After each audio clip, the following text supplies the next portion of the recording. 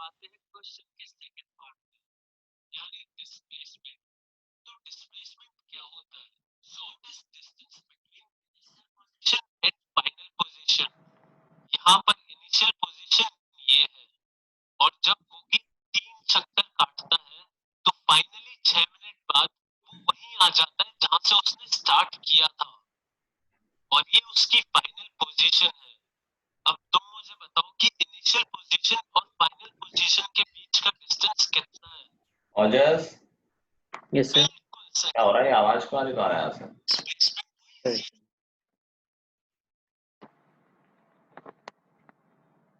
Good evening sir. Good evening guys.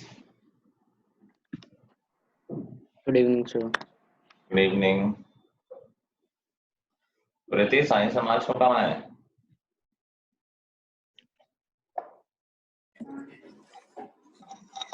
Good evening, sir.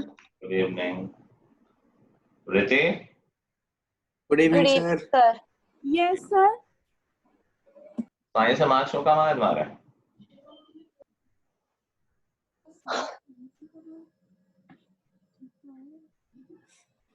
बोलो। Sir ठीक तो है। ठीक है, ठीक है, अगर तुम्हें ठीक लग रहा है तो। ना उसकी एक्चुअली सारी वीडियोस नहीं देख पाई थी मैंने, मुझको ना टाइम नहीं मिला था। सर वो स्कूल का बहुत सारा काम था ना, इसलिए। ओके। अदिति है क्लास में?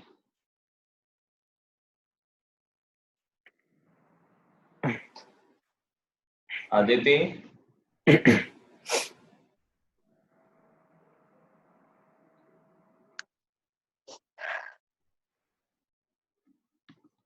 तुम्हारा ये मार्क्स कम है?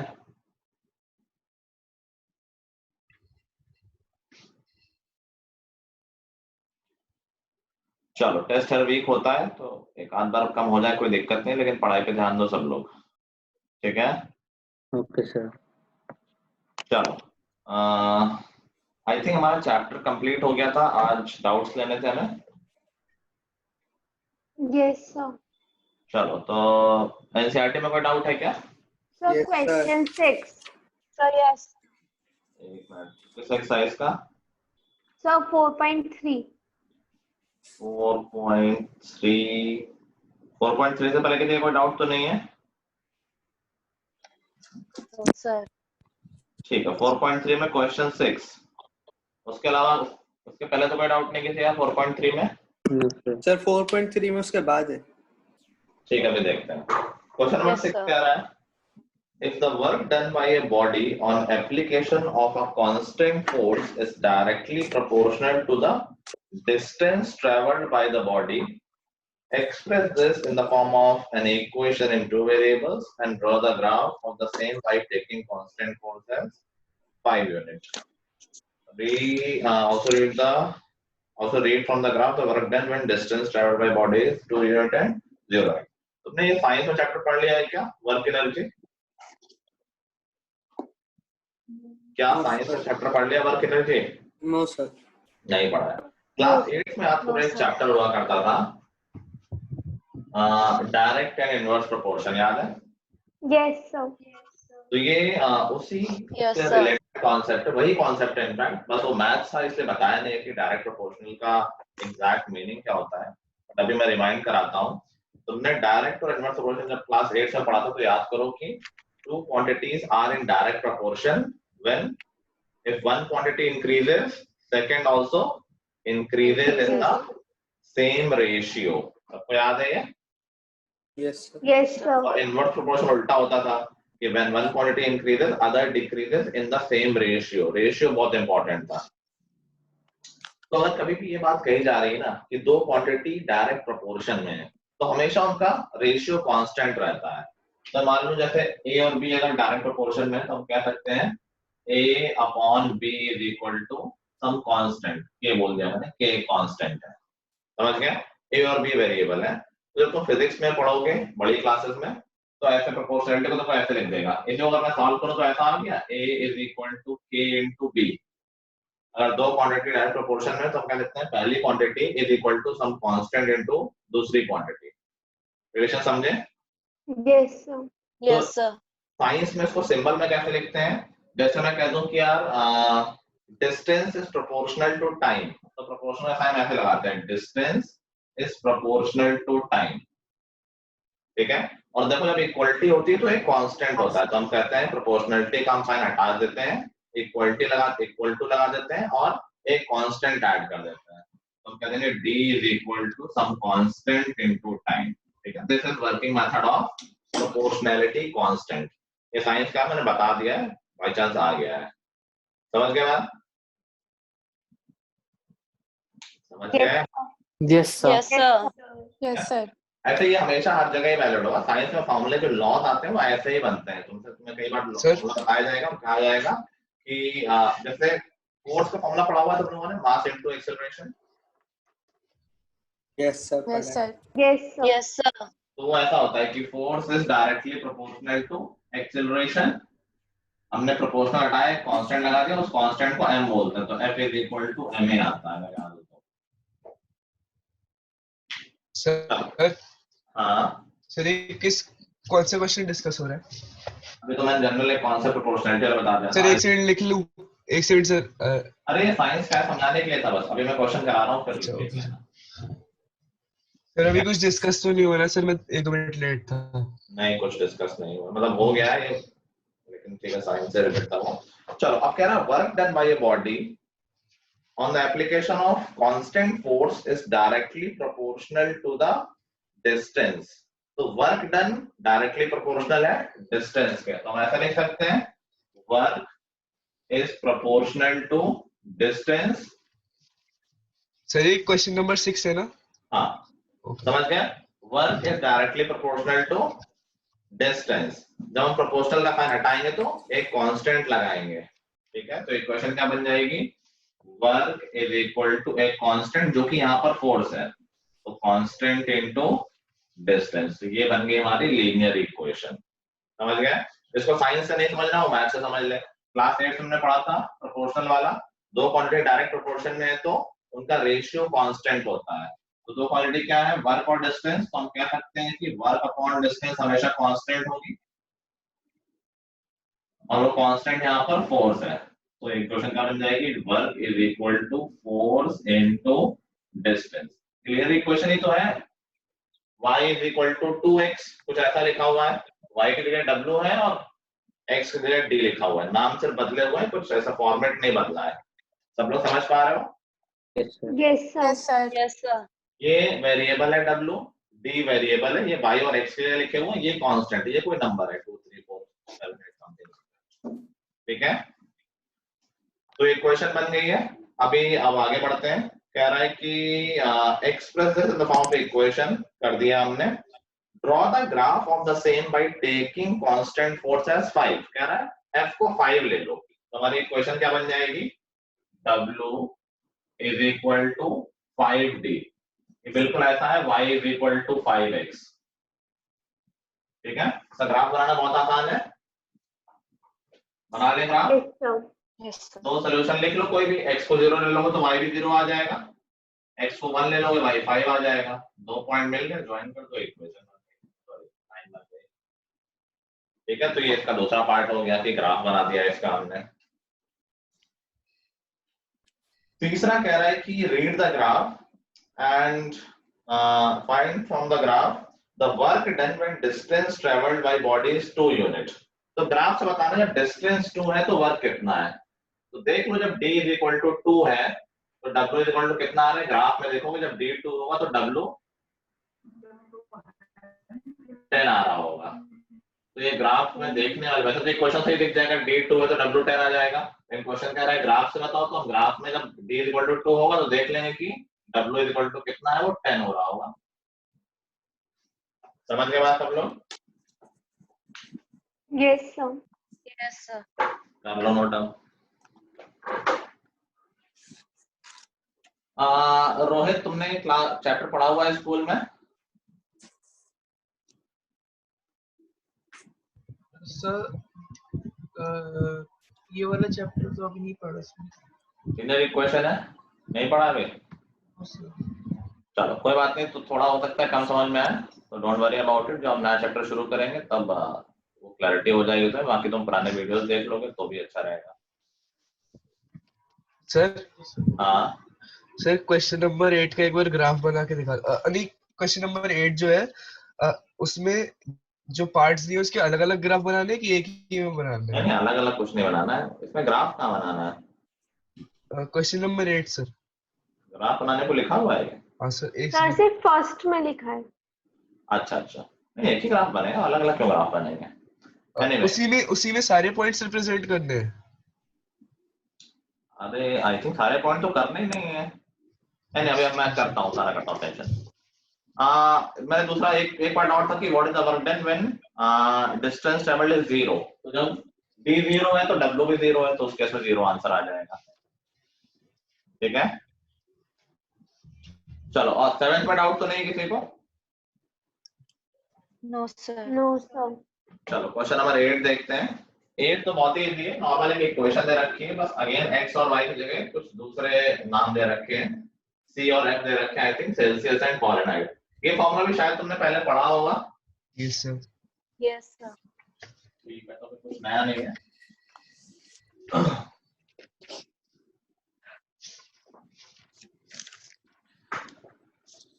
क्या बोल रहा है question?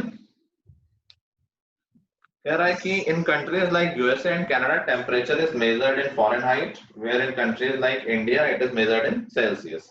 There is a linear equation that converts Fahrenheit to Celsius. तो एक रिलेशन है फॉरेनहाइट और सेल्सियस में कि हम एक यूनिट से दूसरी यूनिट में कन्वर्ट कर सकते हैं। तो F इज इक्वल टू है 9/5C प्लस 32। आई होप यहाँ से बात समझ में आ रही है कि यार अगर हम C की कोई भी वैल्यू डालेंगे, हमें टेम्परेचर सेल्सियस में पता है तो हम फॉरेनहाइट में निकाल सकते हैं।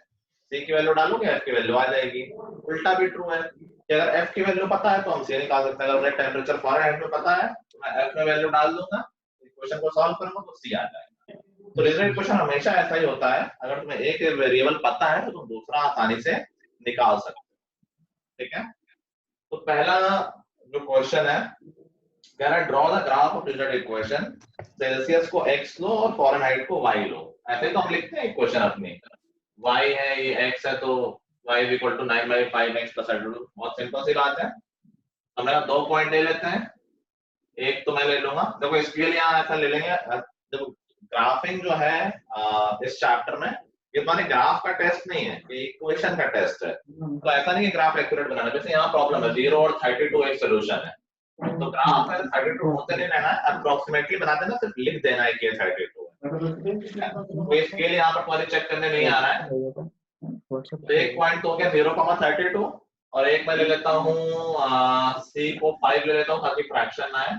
अगर मैं C 5 ले लूंगा तो F 41 आ जाएगा। सब लोग देख पा रहे हैं, C is equal to 5 डाला, 5 कैंसिल, 32 प्लस 9 41। ठीक है, तो 1.0,32 मैंने अप्रोक्सीमेटली ऐसे लिख दिया बस कि ये है 0,32। तो 5,41 कहाँ हो जाएगा? 5 यहाँ मान लेते हैं तो 41 पे यहाँ हो जाएगा, तो मान लेते हैं ये हो गया 5,41। बस दोनों पॉइंट मिल गए, इनको ज्वाइन कर दो। पहली बात तो हमें मिल गई अपनी लाइन, ग्राफ आ गया। Yes sir. बाकी चार पार्ट तो बहुत सिंपल है। सर मेरे को लगा था कि जो बाकी चार पार्ट है वो ग्राफ पे पॉइंट्स बना के करना है। हाँ तो ग्राफ बनाओ तो ग्राफ पे बना सकते हैं, लेकिन थोड़ा मेजर करना मुश्किल हो जाएगा। जैसे अगर if the temperature is 30, what is the temperature in Fahrenheit? अगर सेल्सियस में 30 है तो फॉरेनहाइट में कितना होगा? C की वैल्यू 30 डाल देंगे, F की वैल्यू आ जाएगी। अगर यही काम ग्राफ से करना होता तब एक्यूरेसी इंपॉर्टेंट होती। फिर हम स्केलिंग बहुत अच्छे से करते हैं कि 1 बॉक्स इज इक्वल टू 10 या 5 जो भी है। अगर ग्राफ से आंसर निकालना है then it must be accurate. अगर ग्राफ से बनाना है तो थोड़ा बहुत इनएक्यूरेसी चल जाएगी, बस हमने लिखने सही पॉइंट है, पॉइंट से लिखो स्केल चल जाएगा अगर इस तरह का क्वेश्चन है। ठीक है, बट यहाँ पर ग्राफ से नहीं बताना है, यहाँ डायरेक्टली बताना है। तो C की वैल्यू 30 पुट कर दोगे तो F की वैल्यू क्या आ जाएगी? यहाँ 30 पुट करोगे, 5 और 30 कैंसिल, 6 into 9 54, 54 प्लस 32 हो जाएगा आई थिंक 86। ठीक है, थर्ड पार्ट में करें कि अगर टेम्परेचर 95 फॉरेनहाइट है तो सेल्सियस में बताओ। मतलब F की वैल्यू 95 दे रखी है तो F में 95 डाल देंगे, 95 is equal to 9 upon 5c plus 32। Usually देखो मैंने यहाँ दिलाया कि आप वेरिएबल को लेफ्ट साइड लिख लिया करो, मैं ज्यादा अच्छे से वो दिखता है, कोई दिक्कत नहीं है। मैं इधर स्वैप कर दूंगा, पहले 32 उधर ले जाता हूँ मैं। 9/5c किसके इक्वल आ जाएगा? 32 वहां आ गया तो 95 माइनस 32 ये हो जाएगा 63। फिर उसको सॉल्व कर लेंगे, 9 नीचे आ जाएगा, 5 ऊपर चला जाएगा तो c इज इक्वल टू आ जाएगा 35। ठीक है। Yes, sir. Next part is if the temperature is 0 degree Celsius, what is the temperature in Fahrenheit और vice versa। तो अगर C की वैल्यू 0 है, ये तो हम ऑलरेडी लिख ही चुके हैं, C 0 है तो F 32 आ जाएगा। अगर F की वैल्यू 0 है तो C की वैल्यू क्या आ जाएगी? देखो अगर मैं F में 0 डाल दूंगा, 32 यहाँ आएगा, माइनस 32 हो जाएगा। तो F is 9/5C is equal to minus 32, ऐसे इक्वेशन बन जाएगी। और यहाँ से वैल्यू आ जाएगी माइनस 32 इंटू 5 करोगे 160 आ जाएगा अपॉन 9, ये हो जाएगा 160 अपॉन 9 माइनस का। ठीक है। एंड लास्ट पार्ट थोड़ा सा घुमाया हुआ है। Is there a temperature which is numerically the same in both Fahrenheit and Celsius? कह रहा है कि क्या कोई ऐसा टेम्परेचर है जो दोनों में सेम हो, मतलब एक्चुअली वो सेम नहीं है लेकिन वैल्यू सेम है कि अगर 10 डिग्री सेल्सियस है तो कन्वर्ट होकर 10 डिग्री फ़ारेनहाइट में ही आ रहा है। समझ गए बात? न्यूमेरिकली सेम का मतलब जब उनकी यूनिट सेम नहीं है लेकिन वैल्यूज सेम है। तो हमने कहा देख लेते हैं, तो मान लेते हैं कोई टेम्परेचर होगा ऐसा जिसमें दोनों की वैल्यू सेम है, दोनों की वैल्यू को सेम डाल देते हैं, मतलब कोई ए डाल देते हैं, ए डाल दो, बी डाल दो, एक्स डाल दो, माना मान। हमने कहा ये भी कोई टेम्परेचर निकाल के देखते हैं जिसमें दोनों की वैल्यू सेम है, उस सेम वैल्यू को मैंने ए मान लिया। तो इक्वेशन क्या बन गई? a is equal to 9/5a plus 32। अब इक्वेशन इसको सॉल्व करना कोई मुश्किल काम नहीं, a को इधर ले जाओ, 32 को यहाँ ले जाओ, तो 9/5a minus a is equal to minus 32। ये दे देगा 4a/5 is equal to minus 32, और नीचे 5 ऊपर, तो a की वैल्यू आ जाएगी माइनस 40। तो माइनस 40 एक ऐसा टेम्परेचर है जिसको डिग्री में रखोगे या सॉरी सेल्सियस और फ़ारेनहाइट दोनों में सेम ही आएगा। मतलब क्या है इसका? अभी और समझ लो कि अगर मैं C की वैल्यू डालूंगा माइनस 40 तो F भी माइनस 40 ही आएगा। चाहो तो करके देख लो, यहाँ माइनस 40 डालोगे तो 5 और 40 कैंसिल, माइनस 8 बचेगा, minus 8 into 9 minus 72, minus 72 plus 32 minus 40।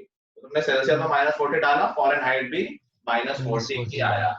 उल्टा भी सही, अगर तुम फ़ारेनहाइट में माइनस 40 डालोगे तो सेल्सियस में भी माइनस 40 ही आएगा। तो minus 40 is the numerical value of the temperature where degree and Fahrenheit, Celsius and Fahrenheit are equal. समझ गए सारे लोग? Yes, sir. लास्ट पार्ट आ गया ना, वो थोड़ा टेढ़ा मेढ़ा है। Yes sir. सर मैंने वो कर उसमें मैंने ये कर दिया था, मेरे को लगा कि मैंने इक्वेशन बना दी कि मतलब 9/5 into C plus 32 divide by F is equal to 0। 0 क्यों? 1 हो, अगर दोनों एक 1 होना चाहिए ना। जब तुम इसको लेफ्ट साइड लेके आओगे तो डिवाइड करोगे तो 1 बचेगा ना, ये गलती बहुत होती है। 0 होता है तो माइनस कर रहे हो तो सेम से सेम वैल्यू, यहाँ तो सेम से सेम वैल्यू डिवाइड कर रहे हो, इट शुड बी 1। थोड़ी सी गलती। चलो और कोई डाउट एनसीईआरटी में? No, sir. 4.4 तो एकदम ऐसे ही थी, बेकार थी। चलो वर्कशीट कर लिए सबने? Yes, sir. Yes, sir. Anyone with incomplete homework? No, sir. No. Sir worksheet नहीं कर पाया। हाँ, सर वर्कशीट नहीं कर पाया। नहीं कर पाया मतलब हाथ पैर टूट गए थे, कर रहे थे एकदम से कुछ हो गया? नहीं सर। हाँ, सर मेरे वर्कशीट के 3 क्वेश्चंस रह गए। क्यों? सर मुझे एक सर डाउट नहीं हो पाया, स्कूल का होमवर्क ज्यादा था तो 3 रह गए। 3 में कितना टाइम लगता है? सर मेरे को एक डाउट है। हाँ, डाउट को मैं इनकम्प्लीट नहीं बोलता हूँ। इनकम्प्लीट का मतलब है कि तुमने सब कुछ अटेम्प्ट कर लिया है। चलो वर्कशीट का डाउट पूछना शुरू करो। सर 4। और 5 4, Question 5, 13. 12, 13. 4, 5. नहीं सर 4 5 और 11 5. 4 से पहले कोई 13. Sir, 13. सर 4 से पहले तो 13 कोई डाउट नहीं ना? सर 11 तो मैं क्या बोल रहा हूँ? 4 से पहले तो नहीं लगे 4 से बनाओ। पहले नहीं सर नहीं सर. नो सर नहीं question sir. Number 4 very important. मतलब इस तरह के क्वेश्चन बताए थे ना कि एक अननोन आ जाएगा और कहेगा कि सेटिस्फाई करता है। कह रहा है the point k, -k lies on the curve, then what can be said about value of about the c? तो अगर k, ये मेरे को -k क्वेश्चन नहीं लाइन पे समझ लाई आया करता है इसका मतलब क्या है? कि k और माइनस की सेटिस्फाई करता है इस इक्वेशन को। सेटिस्फाई करता मतलब x और y में k k और और k डाल माइनस के। यस ठीक सर। है? तो बस x और y में k डाल दो, तो मतलब x में k और y में माइनस k डाल दो, c की वैल्यू आ जाएगी x + y + c = 0। x की वैल्यू k, y की वैल्यू -k + c = 0। यहाँ से क्या आ गया? c = 0। ये तो कैंसिल होगा k और माइनस k। तो what can be said about k? c की वैल्यू 0 है। अच्छा समझ हाँ गए सर बात हम आपने लोग? बताया था yes sir Yes sir. Yes, sir. ठीक है। 5th sir The fifth. Sir, Yes, question number 5. Question number 5. Question number 5 कह रहा है कि if x is between -6 and 4, ये इनइक्वालिटी समझ पा रहे हो ना? कह रहा है x है जिसकी वैल्यू है -6 से बड़ी और 4 से छोटी। ठीक है, इसके बीच में कोई वैल्यू ले सकता है x। और जो y है वो है बिटवीन -2 एंड 6, वो -2 से बड़ा है और 6 से छोटा है। ठीक है, और इक्वल टू भी लगा तो इक्वल भी हो सकता है, मतलब -2 के इक्वल भी हो सकता है और 6 के इक्वल भी हो सकता है। What are the integral solution of the equation? इस इक्वेशन में देखो, एक इक्वेशन के वैसे तो इनफाइनाइट सॉल्यूशन होते हैं, सर बट अभी हमने इंटीग्रल रेस्ट्रिक्ट कर दिया है कि x की वैल्यू कुछ भी नहीं हो सकती, एक तो इंटीजर होगी और गिवन नंबर्स के बीच में ही होगी। इन दैट केस क्या क्या सॉल्यूशन पॉसिबल है इंटीजर्स में? किसी ने किया है इसको? Yes sir. बताना भी तुझे। सर मेरा -1 और -6। सॉल्यूशन हमेशा 2 पॉइंट होते हैं ना, तुम एक ही सॉल्यूशन बोल रहे हो ज्यादा बोल रहे हो? सॉल्यूशन का सर मैंने किसी और का बोल दिया था सर, नहीं फिफ्थ नहीं किया। फिफ्थ हुआ किसी का? सर मैंने किया हुआ है। बोलो।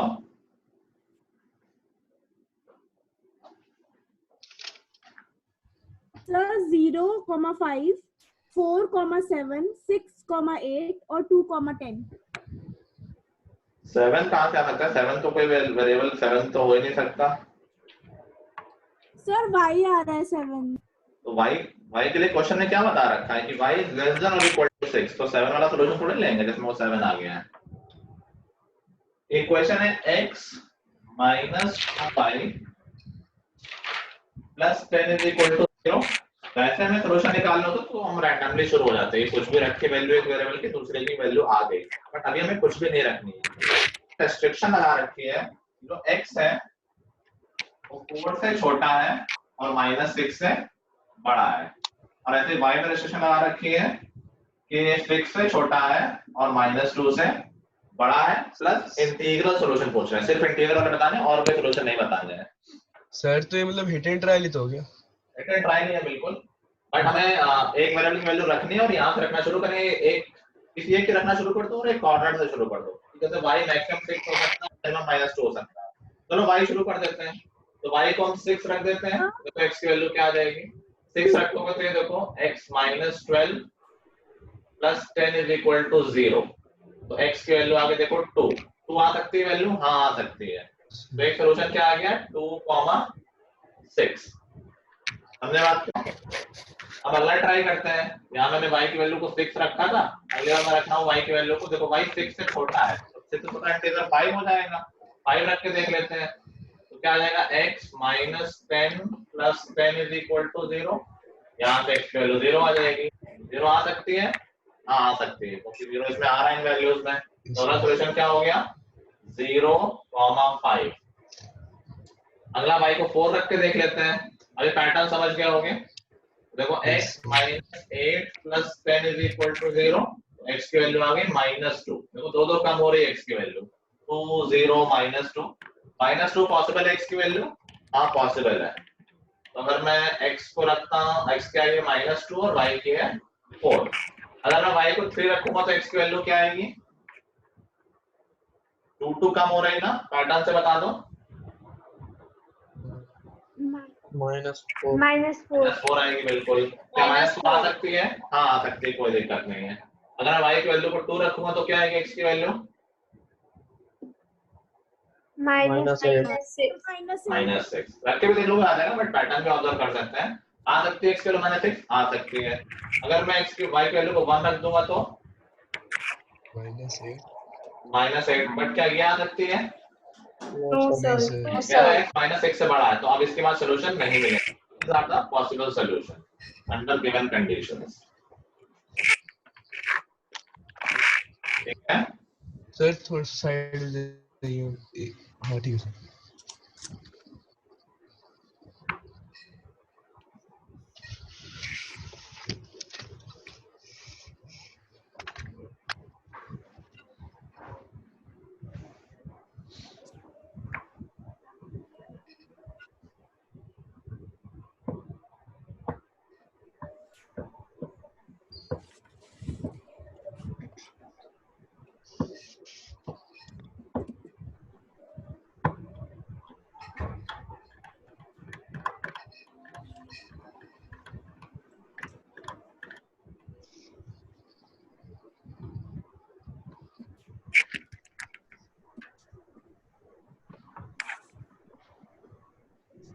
अनुश्री, होमवर्क कंप्लीट है? सर मेरे क्वेश्चंस बचे हैं कुछ। मैं बताया नहीं जब मैंने अभी पूछा था?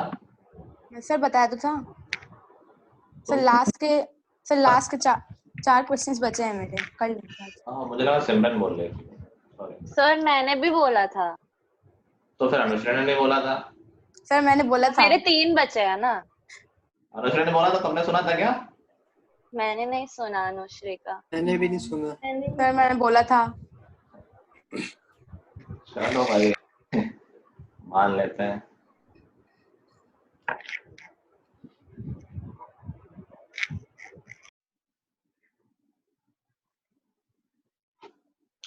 देख लिया?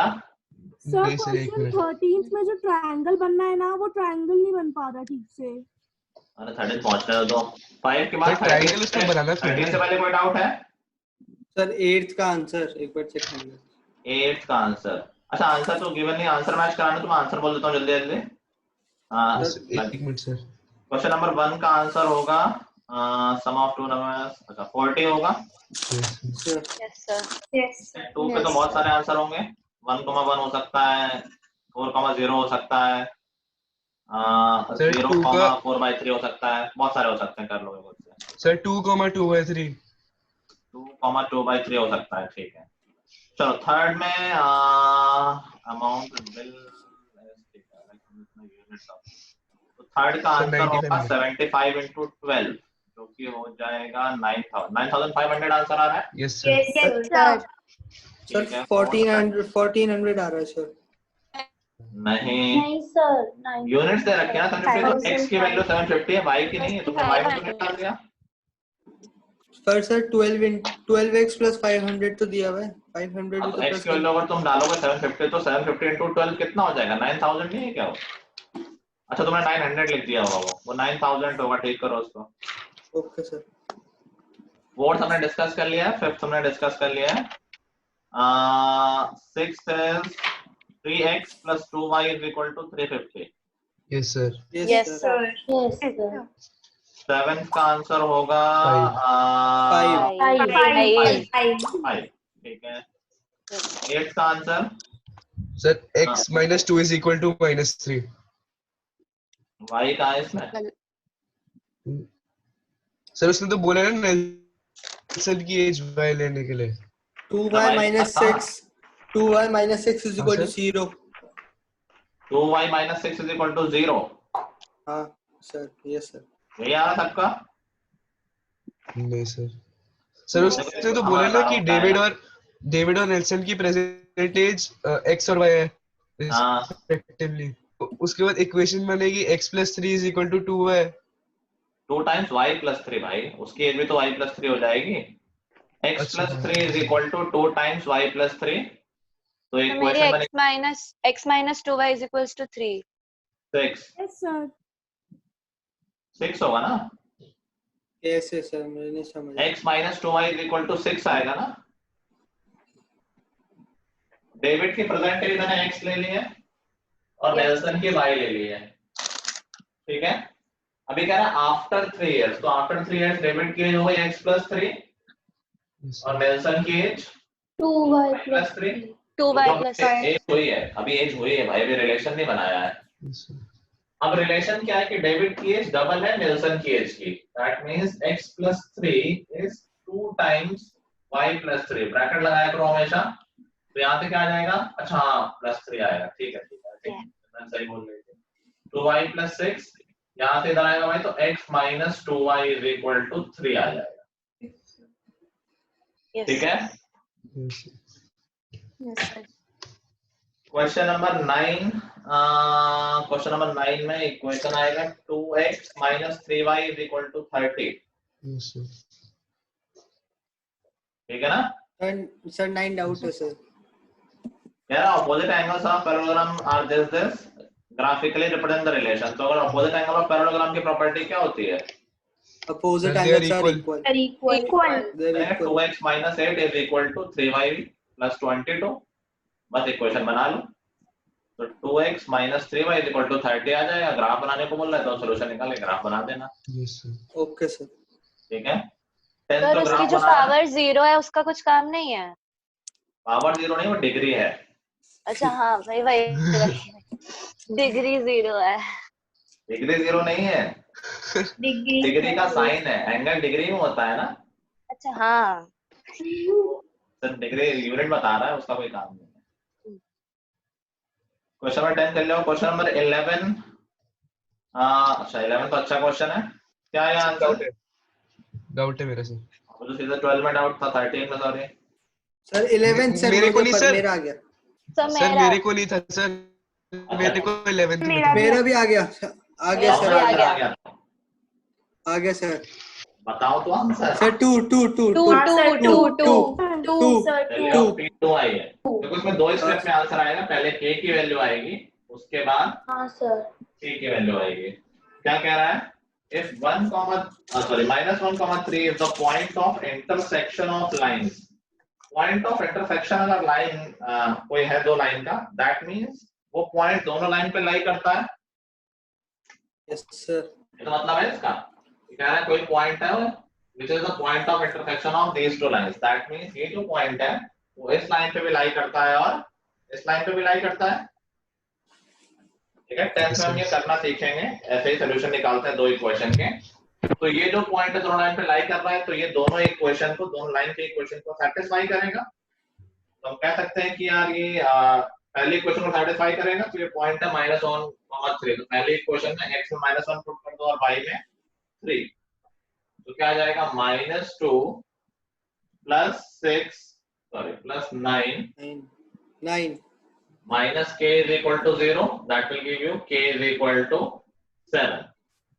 अब ये पॉइंट दूसरी लाइन में भी लाई करता है, तो दूसरी लाइन की इक्वेशन को भी सैटिस्फाई करेगा। दूसरी लाइन की इक्वेशन क्या है? kx, उसको मैं 7x लिख रहा हूँ, x की वैल्यू -1 प्लस py, p हमें नहीं पता है, y की value 3 plus 1 is equal to 0। यहाँ से क्या आ जाएगा? देखो 3p -7 + 1 -6 हो जाएगा, इस साइड जाके +6 हो जाएगा, p इज इक्वल टू 2 आ जाएगा, ठीक है? Yes sir. Okay sir.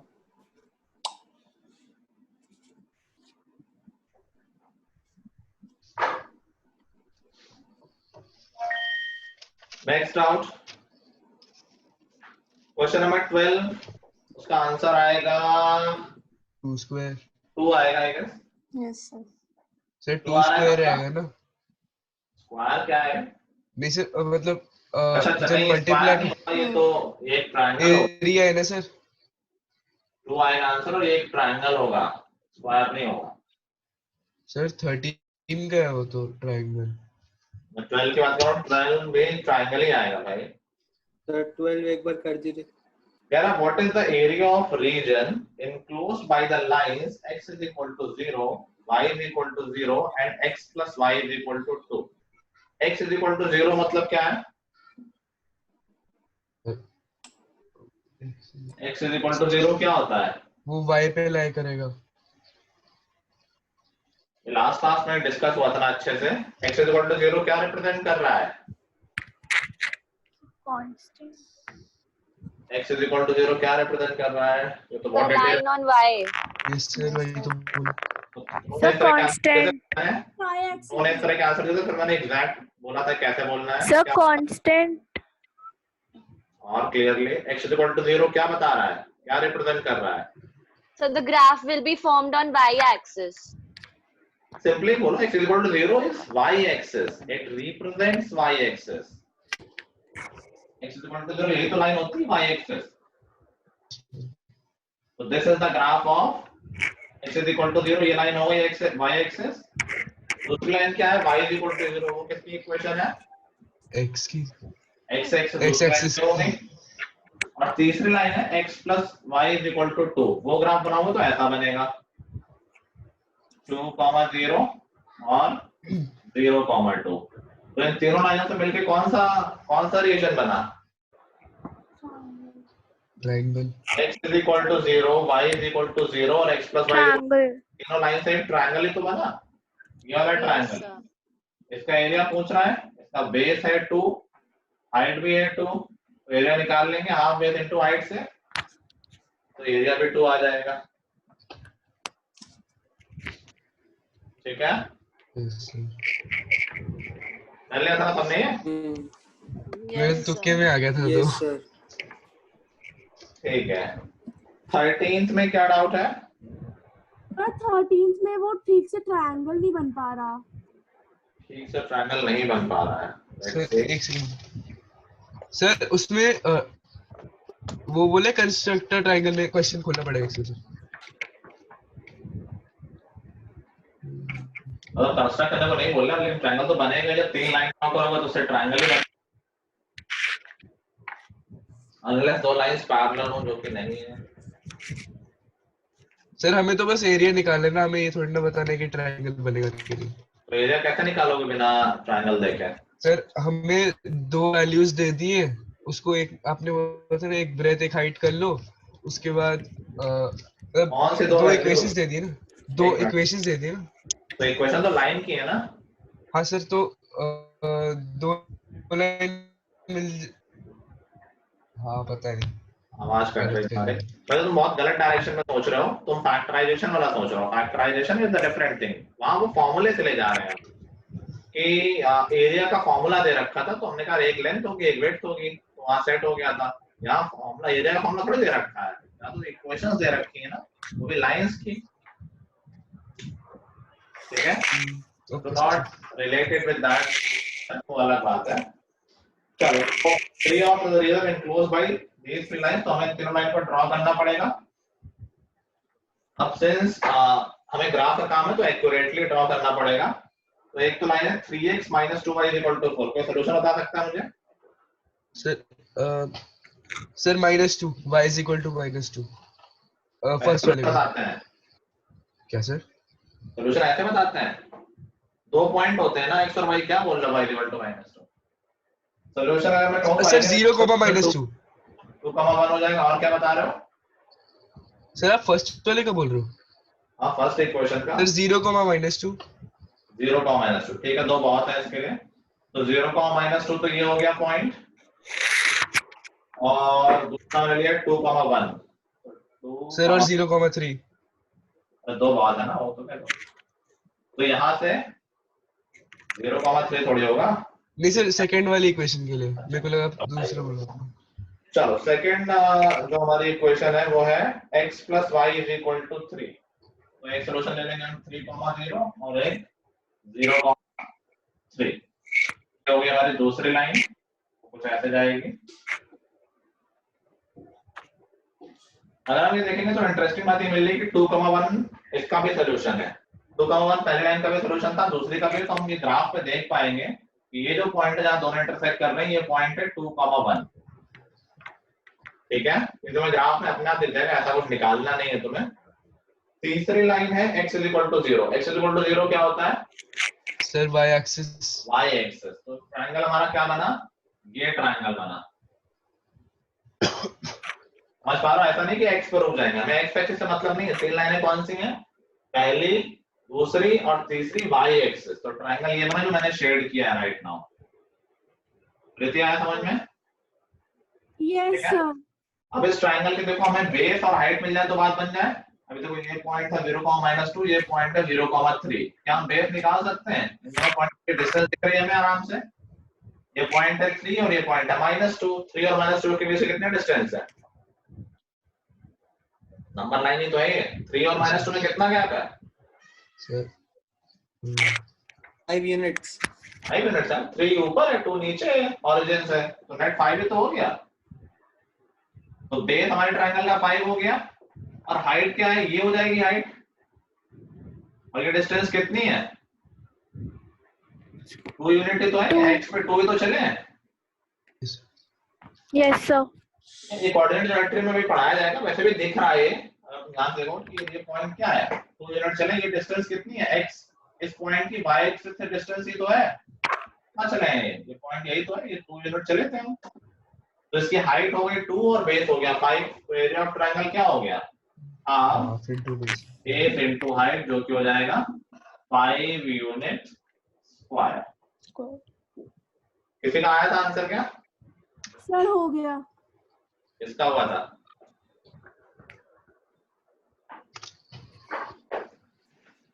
किसका हुआ था ये? सर वृत्ति अभी हुआ है।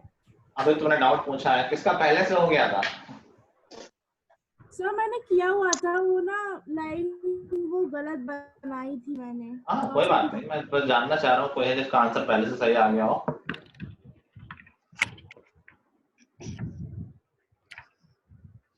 किसी का सही नहीं था, मुझे लग रहा है किया नहीं सारे लोगों ने होगा।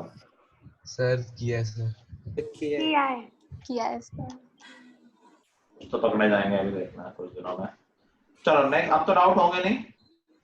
No sir. नेक्स्ट का ग्राफ बना ही लिया होगा, parallel to y axis from -2,0 left hand side में रहेगा और 15th का आंसर रहेगा 12 यूनिट्स। ठीक है, हो गया सबका? Yes sir. सर 14 का आंसर क्या है? वो तो ग्राफ है ना, पैरेलल टू y एक्सिस -2,0 से। -2 आ जाएगा ना x की वैल्यू। इसकी वैल्यू नहीं है, वो तो इक्वेशन है। इसकी वैल्यू तो अच्छा ठीक, चलो x की वैल्यू माइनस y की वैल्यू भी चाहिए उसके। ठीक है, कोई और डाउट? No sir. तो मैं चैप्टर में थोड़ा सा कुछ एडिशनल चीजें बता देता हूँ जो लाइन से रिलेटेड है। देखो line itself is a complete chapter. मतलब अभी तो ये सिर्फ तुमने छोटी सी चीज पढ़ी है, बट बड़ी क्लास में, क्लास 11 में पूरा एक चैप्टर होता है स्ट्रेट लाइंस, और उसमें हम काफी कुछ पढ़ते हैं लाइन के बारे में। कुछ बेसिक चीजें जो अभी हम सीख सकते हैं वो मैं सिखा देता हूँ तुम लोगों को। Different forms of line, different forms of line. एक लाइन को कितने अलग अलग तरीकों से लिखा जा सकता है, तो है वो सेम ही लाइन लेकिन just different forms of writing. ठीक है, तो हम जो फॉर्म पढ़ते हैं, हम जो स्टैंडर्ड फॉर्म पढ़ते हैं वो क्या है? ax plus by plus c is equal to 0। इसको बोलते हैं जनरल फॉर्म। हम पढ़ते हैं general form of the equation of line. ठीक है, ठीक है। Yes sir. सर आपने स्टैंडर्ड फॉर्म बोला था पिछली बार। ठीक है, अभी इस क्लास 9th और 10th उसको स्टैंडर्ड फॉर्म बोलेंगे, वैसे 11th से इसको जनरल फॉर्म बोलेंगे। स्टैंडर्ड जनरल एक ही बात है। अभी एक फॉर्म लाइन का होता है जिसमें हम y को एक तरफ रख देते हैं और बाकी सब कुछ दूसरे साइड ले जाते हैं। y अकेला एक तरफ, बाकी सब कुछ दूसरे तरफ।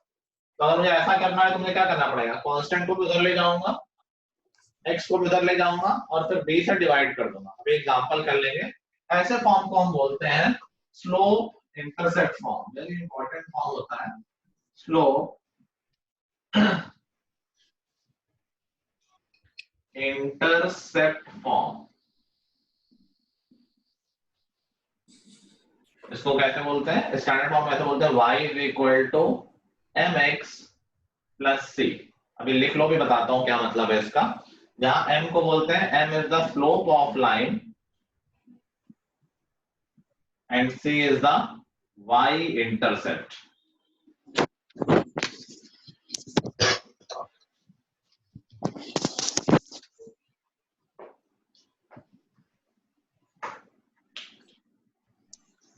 y sir is equal m कहाँ से आया? बता रहा हूँ सब सर बता सी क्या है? y इंटरसेप्ट बोलते हैं c को और n को बोलते हैं स्लोप। सर एक और चीज सर, पर जब c दूसरी साइड जाएगा तब तो वो माइनस हो जाएगा ना? c तो कुछ भी हो सकता है, ये मत समझो कि c पॉजिटिव है, c तो एक नंबर है, it can be negative. Negative side जाने से जो रूल लगते हो तो लगेंगे ही। सर पर आपने वहाँ पे रूल नहीं लगाया।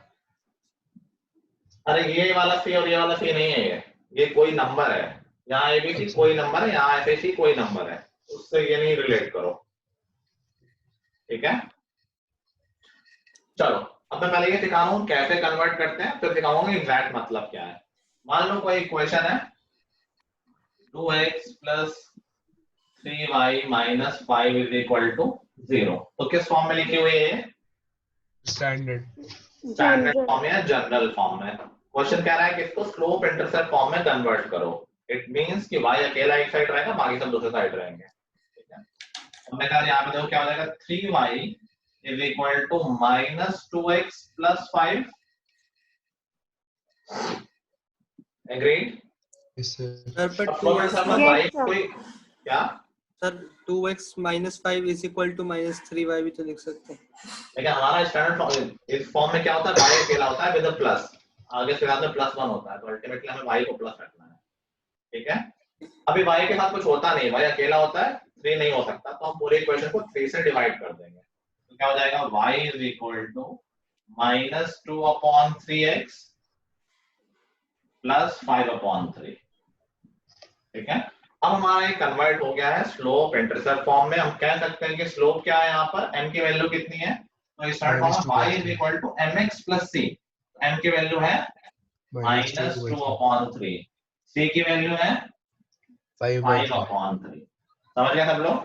करना क्या है, अभी सिर्फ प्रोसेस सीख रहे हो, तुम लोगों को पता नहीं कि तुम लोग एग्जैक्टली इसका मतलब क्या है, वो भी मैं बताऊंगा, बट प्रोसेस तो कोई डिफिकल्ट नहीं, कर लोगे, यस सर। ठीक है। चलो मैं क्वेश्चन दे रहा हूँ, जल्दी से कर लो। एक इक्वेशन है 7x minus 2y plus 3 is equal to 0. Tell what is the slope of line and y intercept. या find slope and y intercept of the line. तो पहले इस लाइन को उस फॉर्म में लिख लेंगे, वहां से हम देख लेंगे कि स्लोप क्या है और y इंटरसेप्ट क्या है।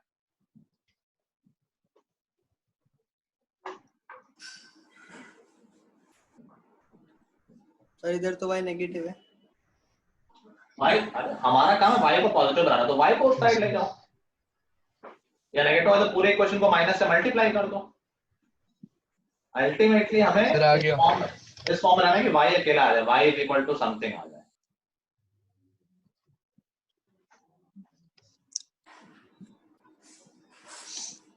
चलो बताओ क्या स्लोप आया और क्या y इंटरसेप्ट आया। सर स्लोप आया -7/2। स्लोप है -7/2। Yes. 7/2 7/2 7/2 7/2 is the correct answer. Slope आएगा 7/2 और इंटरसेप्ट y इंटरसेप्ट 3/2 3/2 अच्छा minus 3/2 -3/2। स्लोप आएगा 7/2 और y इंटरसेप्ट आएगा -3/2। Yes sir. ठीक है, तो बहुत सारे तरीके हैं, कोई y को इधर ले जाएगा, कोई x को, मैं x को ले जाता हूं, तो -2y क्या हो गया, -2y is equal to -7x -3 minus ए नहीं 3/2 ही आएगा, 3/2 आएगा, -3/2 नहीं आएगा। अभी मुझे y को अकेला करना है, तो -2 से पूरी इक्वेशन को डिवाइड कर दूंगा, तो ये y आ जाएगा -7/-2 7/2 हो जाएगा, minus minus cancel, yes sir. Yes sir और -3/-2 +3/2 हो जाएगा, माइनस माइनस कैंसिल। हम कह सकते हैं कि हाँ अब ये हो गई है स्लोप इंटरसेप्ट फॉर्म में। m की वैल्यू, स्लोप की वैल्यू कितनी हो गई 7/2 और y इंटरसेप्ट हो गया 3/2। 3/2 आपको बात समझ में आ गई है? Yes sir sir. एक दो और देगा सर। कर लोगे अब तो, जल्दी से करो। अच्छा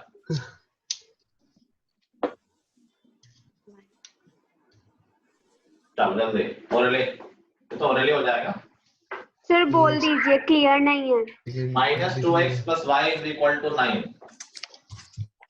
सर स्लोप नहीं स्लोप 2 है और y सर इंटरसेप्ट 9 है। स्लोप -2 सॉरी स्लोप 2 स्लोप 2 है। है, y इंटरसेप्ट 9 है। हाँ सर। स्लोप 2 आएगा और y इंटरसेप्ट 9 है। ठीक है, चलो अब इनका मतलब समझते हैं। देखो इंटरसेप्ट तो बहुत इजी बात है। y इंटरसेप्ट का मतलब है कि लाइन y एक्सिस पे कितना पोर्शन कट कर रही है। जैसे अभी तुमने बोला ना कि यार y इंटरसेप्ट 9 है, मतलब जब लाइन निकलेगी, ग्राफ बनाओगे तो y एक्सिस पे 9 यूनिट कट करेगा वो। एक लाइन है, मान लो ऐसी है लाइन, तो y एक्सिस पे कितना यूनिट कट के, ये कट की लेंथ, इसको हम बोलते हैं y इंटरसेप्ट। और जैसे x पे जो कट की लेंथ उसको हम बोलते हैं x इंटरसेप्ट। समझ गए इंटरसेप्ट का मतलब? तो बेसिक सा है। Yes sir. ठीक है, अब देखो इसमें इसका फायदा क्या है, ये क्वेश्चन किस तरह के आएंगे। कहेगा find the equation of line जिसका स्लोप है 1/2 एंड y इंटरसेप्ट है 3। तो हम सीधे इक्वेशन लिख सकते हैं कि y is equal to slope 1/2 mx plus c, खत्म, और c की वैल्यू 3। समझ गए? तो y इंटरसेप्ट का मतलब समझे गए होंगे कि जो y पर कट हो रहा होगा, अगर नीचे साइड कट हो रहा हो तो y इंटरसेप्ट नेगेटिव लिया जाता है। हो सकता है कि लाइन का ग्राफ ऐसा बन रहा हो, तो उस केस में x इंटरसेप्ट ये हो गया जो कि पॉजिटिव है, और y इंटरसेप्ट ये हो गया जो कि नेगेटिव है। ठीक है, तो साइन भी अपने आप वो इक्वेशन में आ जाएगा। अगर कभी y इंटरसेप्ट नेगेटिव आ रहा है मतलब वो नीचे साइड कट कर रहा है, x इंटरसेप्ट नेगेटिव आ रहा है मतलब लेफ्ट हैंड साइड पे कट कर रहा है। समझ गए बात? Yes sir. नाउ स्लोप क्या होता है? नाउ स्लोप थोड़ा बड़ा टर्म है, तो मैं तुमको पूरा तो नहीं समझा सकता, बट एक बेसिक बात समझा सकता हूं। स्लोप इज समथिंग, जो लाइन है x एक्सिस से जो एंगल बनाती है, ये जो एंगल है उससे रिलेटेड कुछ टर्म है स्लोप। ठीक है, अभी हम उसको समझ सकते हैं, उसके लिए कोई और थ्योरी भी चाहिए जो कि तुम्हें नहीं आती है अभी। इतना समझ लो कि स्लोप लाइन का कुछ ना कुछ एंगल के बारे में बता रहा है कि लाइन x एक्सिस से क्या एंगल बना रही है, उससे रिलेटेड बात है। ठीक है, तो मान लो दो पैरेलल लाइंस हैं तो क्या उनके स्लोप से इक्वल होंगे? If there are two parallel lines तो you think उनके स्लोप से इक्वल होंगे? Yes yes sir. बिल्कुल इक्वल होंगे। स्लोप्स हैं angle which lines make with the x axis. तो अगर दो लाइन पैरेलल हैं तो वो x एक्सिस से सेम एंगल बनाएंगी, अगर वो x एक्सिस से सेम एंगल बनाएंगी तो उनके स्लोप भी इक्वल होंगे। ठीक है, यस सर। चलो स्लोप निकालने का एक और तरीका भी होता है। स्लोप वेरी इंपॉर्टेंट प्रॉपर्टी, बहुत बेसिक प्रॉपर्टी है लाइन की। स्लोप का एक जनरल फॉर्मूला होता है, समझ लो यहां से कि slope can be found using this formula, slope is equal to minus a upon b, minus a upon b। तो अभी तक हमने जो इक्वेशन लिखी हम सबका स्लोप बता सकते हैं। मान लो 2x plus 3y is equal to 7, इसका स्लोप क्या हो जाएगा? सर एक सेकंड सर, क्या sir? 2x plus 3y is equal to 7, इसका स्लोप बता सकते हो? -2 मैंने by अभी 3 बताया ना, सर -2/3 माइनस 2/3। उसको वैसे भी बता सकते हैं हम फॉर्म चेंज करके। अगर हम फॉर्म में लाएंगे उसको स्लोप इंटरसेप्ट फॉर्म में तो क्या आ जाएगा? देखो ये 3y is equal to minus 2x plus 7 and y is equal to minus 2 upon 3x plus 7 upon 3। देखो यही तो आया माइनस 2 अपॉन 3, यही तो हम भी कह रहे थे शुरुआत में। स्लोप क्या होता है? Minus a upon b। Clear है? Yes sir. चलो नेक्स्ट एक और फॉर्म पढ़ेंगे लाइन का, that is known as intercept form. Intercept form, ये क्या फॉर्म होता है लाइन का? x upon a plus y upon b is equal to 1। तो कीप इन माइंड, मैं बार बोल रहा हूँ फॉर्म, एक ही लाइन को हर फॉर्म में लिखा जा सकता है, ऐसा नहीं कि सब नई नई लाइनें होंगी। ठीक है, तो एक और फॉर्म है जिसमें होता है x upon a plus y upon b is equal to 1। यहाँ पर a और b होते हैं x और y इंटरसेप्ट। a होता है x इंटरसेप्ट, हम ऑलरेडी जानते हैं इंटरसेप्ट क्या होता है, और b होता है y इंटरसेप्ट। समझ गए बात सब लोग? तुमने कभी कभी देखा होगा कि मैं ग्राफ को बहुत जल्दी बना देता हूँ एक क्वेश्चन देखते ही, तो सिंस मुझे ये सारे फॉर्म पता है इसलिए थोड़ा मेरे लिए आसान हो जाता है। फॉर एग्जांपल कोई कह दे कि यार ये इसका ग्राफ बनाओ x/3, मैंने इसमें क्वेश्चन करवाया भी था, तुमने याद हो, देखना वही पलट के x/3 + y/4 = 1।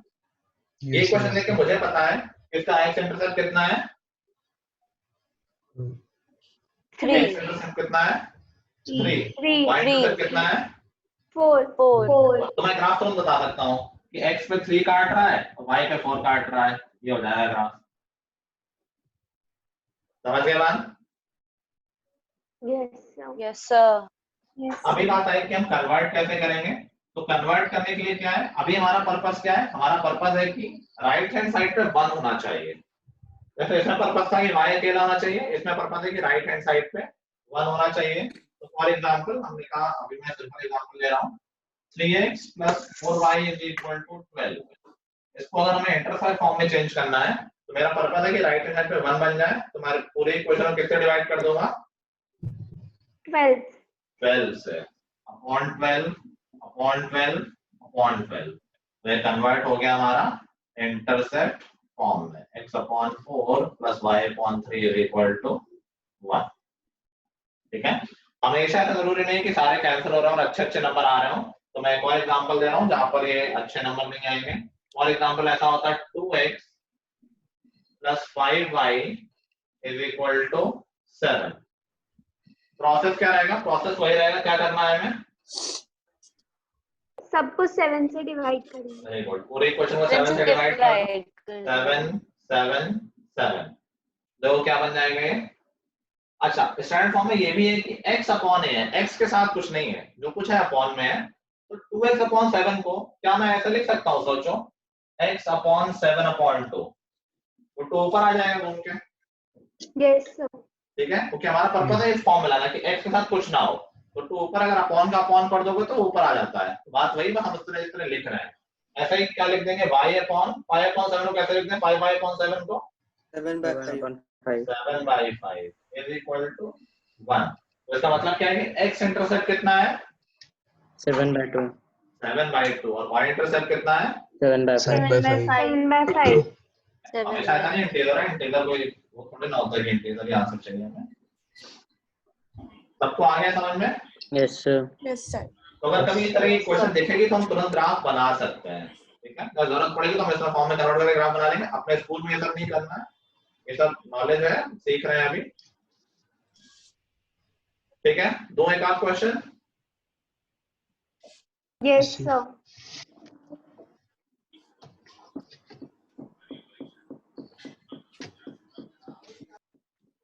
चलो,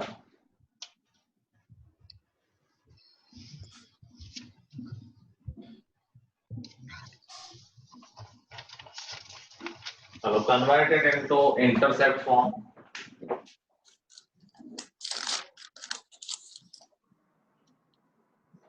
सर आ गया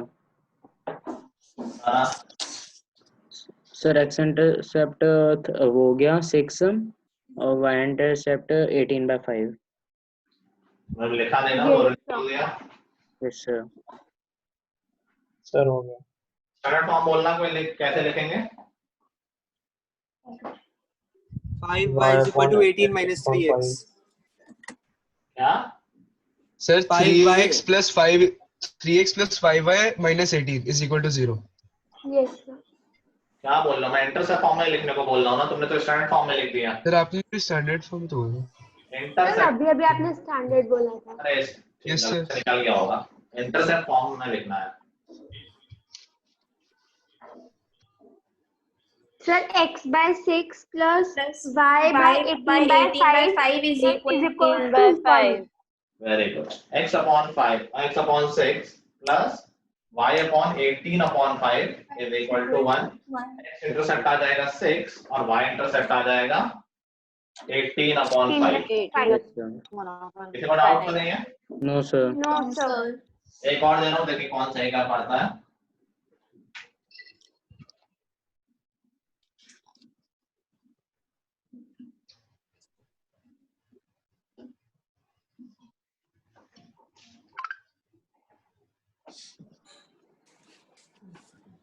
सर आ गया।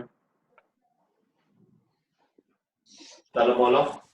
सर एक्स इंटरसेप्ट 10 हो गया और वाई इंटरसेप्ट -4 हो गया। Yes sir. फॉर्म बोलो, कोई फॉर्म लिख के बता कैसे लिखेंगे। Sir x by 10 minus y by 4 is equal to 1. थोड़ा सही करने की जरूरत है इसको। Sir, x plus 10 plus minus y by 4 is equal to 1. Sir x by 10 plus y by 4 is equal to 1। भाई 4 देखो पर्पस तो ये है कि 1 आना चाहिए, 20 से डिवाइड करेंगे तो अपॉन 20। Sir y by -4। ठीक बोला इसने। अभी देखो क्या हुआ, ये x अपॉन 10 हमारे स्टैंडर्ड फॉर्म में बीच में प्लस है या माइनस है? सर माइनस प्लस है, फॉर्म है तो ये माइनस नंबर के साथ जाएगा, फॉर्मूले में नहीं आएगा। तो मैं इसको -5/20 लिख देता हूँ, तो y अपॉन -4, माइनस को हम नंबर के साथ एडजस्ट कर लेंगे, ये आ जाएगा मेरा स्टैंडर्ड फॉर्म। तो x इंटरसेप्ट हो गया 10 और y इंटरसेप्ट हो गया -4। समझ में आई बात सबको? ये yes sir. Yes sir. Yes, sir. ठीक है। कुछ और फॉर्म भी हैं बट आई थिंक तुम्हारे लिए वो डिफिकल्ट हो जाएंगे। ठीक है आई थिंक अभी इतना ही ठीक है। बाकी आगे सेकंड राउंड में हम और डिटेल में जाएंगे लाइन्स वगैरह के, ऑल्दो हर चैप्टर के लिए ऐसा ही करेंगे हम। ठीक है, तो यहाँ से हमारा ये चैप्टर खत्म होता है। नेक्स्ट क्लास में हम नया चैप्टर स्टार्ट करेंगे, very easy chapter, the easiest chapter of your syllabus, coordinate geometry. ठीक है, नेक्स्ट क्लास में ही शुरू होगा, नेक्स्ट क्लास में ही खत्म हो जाएगा वो। ठीक है, रैप अप कर लेना है चैप्टर। आई थिंक आज के लिए तो होमवर्क कुछ होगा नहीं। सर इस वीक किस चीज का टेस्ट है? साइंस का था ना, तो नेक्स्ट वीक किसी का हो जाएगा मैथ्स का लिनियर इक्वेशन का। Okay sir. Okay sir. हाँ नहीं सर कुछ नहीं। सर क्विज़ेस पे ही होगा? हाँ क्विज़ेस पे।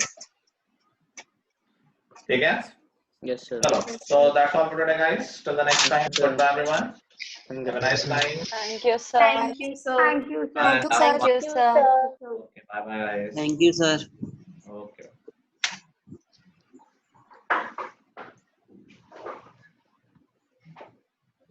Thank you, sir. okay bye।